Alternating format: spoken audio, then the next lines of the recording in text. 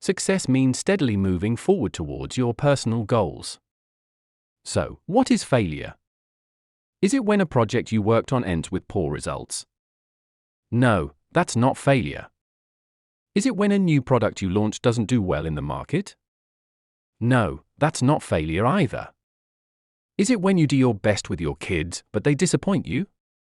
No, that's not failure either. There's no failure in giving your all to something that doesn't work out. Failure is when you don't try at all.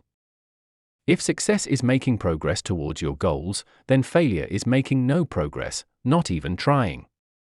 Success and failure are always connected. They're linked to ambition.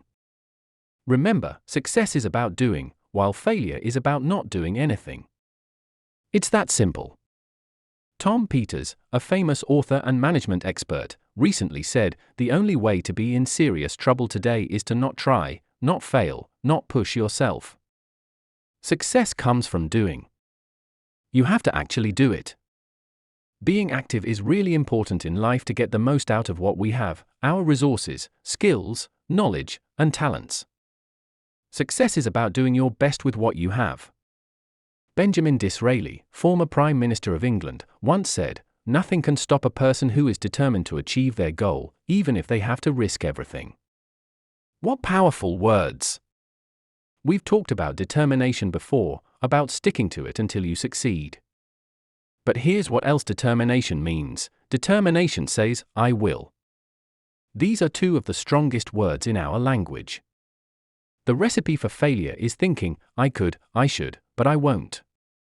The recipe for success is thinking, "I could, I should, and I will." I will, I should, I can, and I will. Two of the most powerful phrases in any language. I will. When someone says, "I will climb the mountain," and others say it's too high, too difficult, too rocky, and no one has done it before, the person says, "It's my mountain. I'll climb it." Soon enough, you'll see me waving from the top or lying beside it because I'm not giving up until I've done it. That's powerful. There are many studies that show the most successful people aren't the ones who fail the least. Instead, the most successful people are the ones who aren't afraid of failing. They're willing to take on challenges even if success isn't guaranteed. They can see the end goal but aren't sure when or where they'll reach it. Although success and failure often go together, many people have a problem with failure. They think of it as a bad thing, something negative. They don't see it as a step towards success, they see it as the end of the road. But in reality, success often requires going through failure, sometimes many times. In every major discovery, there were many failures before finding success. Without failure, there's no opportunity for growth, and without failure, there can be no success. How do you measure success? How do you know if you're truly successful? Especially when success means different things to different people. Here's the key: success means making progress that you can measure within a reasonable amount of time. That's all life asks of you, to make progress that you can see and measure within a reasonable time frame. So, you need to be realistic about time. Parents, managers, brokers, and business associates, don't rush things. You can't keep asking someone every 5 minutes, "How are you doing now?" That's too soon. Give people some time to work. Waiting 5 minutes is too quick to expect results. But waiting 5 years? That's too long. What's a reasonable time to expect results and measure progress?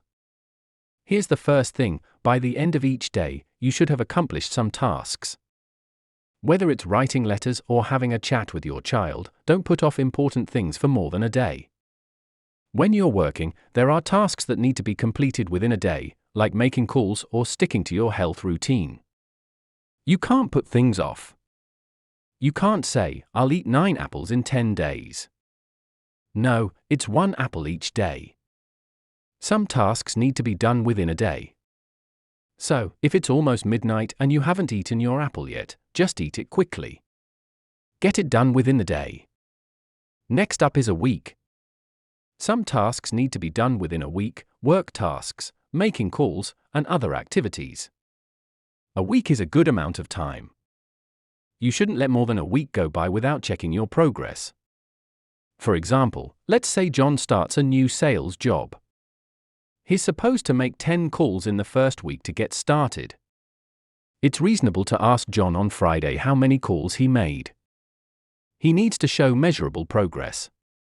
If John starts telling a long story, you can remind him that you just need a number, not a story. Remember, the numbers show how well you're doing. The numbers give us all the information we need. Success relies on numbers. There are 3 important questions to think about in this area. Here's the first one: how much money have you saved and invested over your career? The second question: in the last 90 days, how many books have you read to improve your mind, give you ideas, and plan your future carefully? How many books have you read in the last 90 days? The third question: in the last 6 months, how many classes have you taken to improve your skills or learn new ones for your future and your family? How many classes in the last 6 months? I'm telling you, numbers tell us everything. Success is based on numbers. You need to make progress. You need to make progress within a reasonable time frame. Check the numbers regularly to see how you're doing. That's the key. How often should you weigh a new baby? You can't say, "I'll weigh the baby next spring." No, you need to weigh the baby regularly. If the baby is losing weight, that's a cause for concern. You can't let a baby lose weight for too long. It's a disaster waiting to happen. These numbers are crucial. How often should you check the health of a company? You can't say, "Let's wait a couple of years and then gather all the accountants." No, by then, the business might already be failing. In Las Vegas, the big casinos check their financial status several times a day. Why? Because so much is at stake. If they don't know when to close some tables, they could be bankrupt by midnight. Waiting until midnight or tomorrow is too late. You need to know the numbers now. What's your cholesterol level? If you don't know or don't care, you're risking your family's safety. Take responsibility for your own situation and learn to understand these numbers yourself. How much overweight should you be at age 50? Saying you have big bones won't cut it. But hey, when you reach 25 or 30 pounds overweight, it's time to be cautious. At home or in the office, if someone asks, "What's that flashing caution light?" it means John has gained about 20-25 pounds. When John is up about 40-50 pounds, the flashing red light comes on.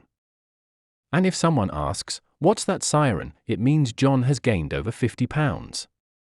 I'm asking you to take control of your own life, be in charge of your own retirement, and take care of your health. Don't just go along with the crowd. For those who don't take responsibility for their numbers, some of those numbers need to go down, like cholesterol levels. And some numbers need to go up, like the number of books you read. Don't be satisfied until you've looked at all your numbers and taken responsibility. Don't wait for someone else to do it for you.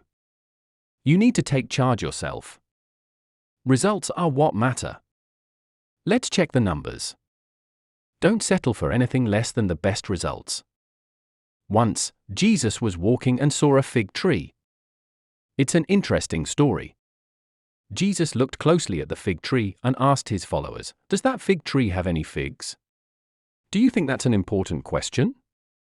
It is, I'm telling you. For a fig tree, it's very important. His followers said, "No, sir. Out of all the trees, you chose this one, but it doesn't have any figures." The story says Jesus got upset, one of the few times he did. Why? I think he wanted to make a point. Jesus said a fig tree without figs is not acceptable. If it doesn't have any figs, he suggested getting rid of it right away. And he added, why let it take up space? So, gather all your people together every now and then and say, today, we're checking the figures. Why? To see who's doing well. Why? Because it's all about results, that's the main thing. Now, what if your results aren't great right now? What if you're going through tough times and aren't sure what to do next? Do you know why I give seminars, lectures, write books, and make audio programs? So I can attend them all myself, read them again myself, listen again myself. I don't do it just to hear myself talk, and I don't do it for the money. I do it because the teacher always learns the most. When you try to teach others, you learn valuable lessons yourself. What's the best way to improve your mood? Help someone else feel better. What's the best way to lift yourself out of feeling down? Help someone else who feels the same. What's the best way to start finding solutions to your own problems? Discuss someone else's issues with them. Why? Because when you guide someone through their tough times, you'll say insightful things. You'll hear all the wisdom you've gathered over time come out to assist them, and it will also help you by reminding you of it. It just works that way. Sometimes, it's easier to use our resources to help someone else than to help ourselves. Sometimes, hitting rock bottom is the best starting point. Why? Well, if you're at the lowest point, the only way is up.